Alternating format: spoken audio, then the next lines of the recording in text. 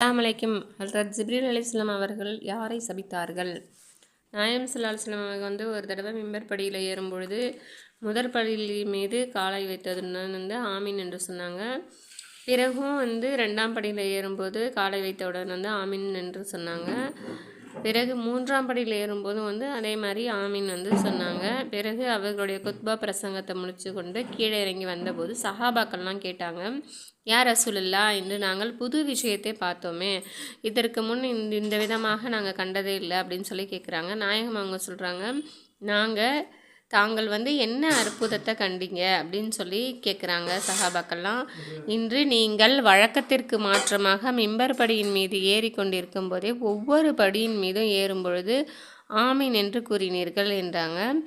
அதுக்கு நபி ஸல்லல்லாஹு அலைஹி வஸல்லம் அவங்க சொன்னாங்க, அந்த நேரத்தில் ஜிப்ரீல் அலைஹிஸ்ஸலாம் அவங்க எனக்கு முன்பாக வந்தாங்க.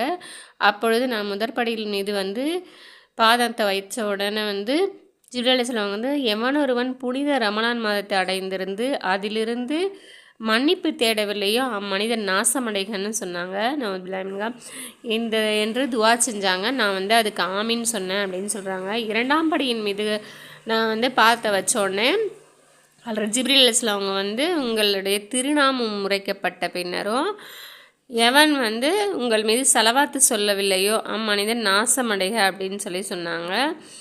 ஏன்னா துவா செஞ்சாங்க. நான் ஆமீன்னு சொன்னேன் அப்படின்னு சொல்கிறாங்க.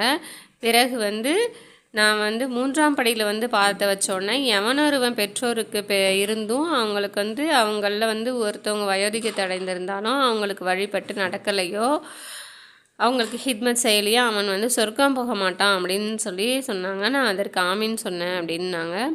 இந்த ஹதீஸை ஜிப்ரீல் அலைஹிஸ்ஸலாம் அவங்க 3 மனிதர்கள் நாசமடைக என்று பத்வா செய்து கொடுத்துருக்காங்க.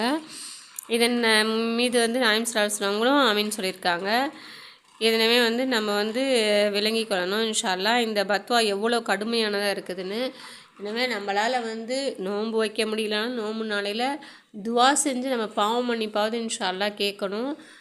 நோன்பு வைக்க முடியலன்னு கவலைப்பட வேண்டாம் யாரும். அவங்க நோன்பு அதுக்கான கோதுமை அளவு எடுத்து கொடுத்துட்டு அவங்க அல்லாட்ட பாவம் மன்னிப்பு துவா கேட்டாலே இன்ஷா அல்லாஹ் அல்லாஹ் நாடினா அந்த பாவத்தை மன்னிச்சிருவான்.